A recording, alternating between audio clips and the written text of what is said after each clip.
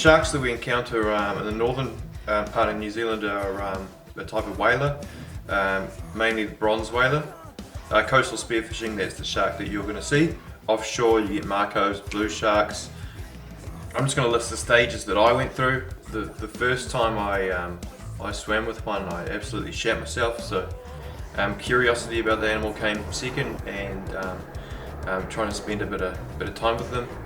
You know, if you learn the animal, you can gauge its reactions a lot better, and you know, look at signs and bits and pieces. So I guess the novelty was still there. I didn't think they were harmless, but I was sort of tending into that way that they, you know, there's no real danger there.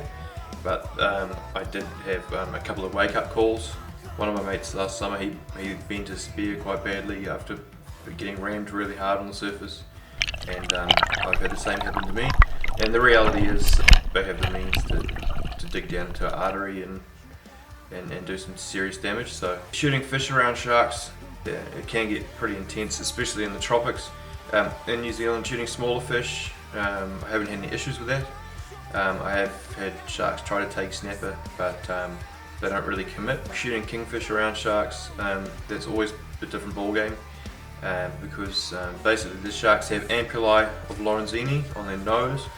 They can sense electrical currents in the water, very minute currents, and also their lateral line sensors. They can sense vibration in the water. A kingfish fighting on the end of the spear really sets off the prey drive.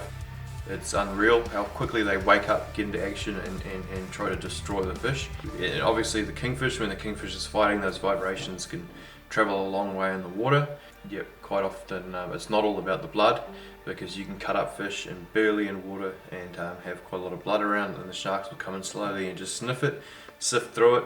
But when you have a vibrating fish on the spear, that's when you have your sharks coming in and going hard. If you know that there's a high population of sharks in an area, it pays not to shoot kingfish around them, but if it's a low to average population of sharks, it's normally fine. It's just part of the game, I guess. What you'll find is that when you start learning to locate fish, the sharks are there, and they can be quite a good sign that there's fish in the area. They're pretty cool animals to see in the water. If you have any questions about anything I've said, feel free to visit us on our Facebook page. Till next time.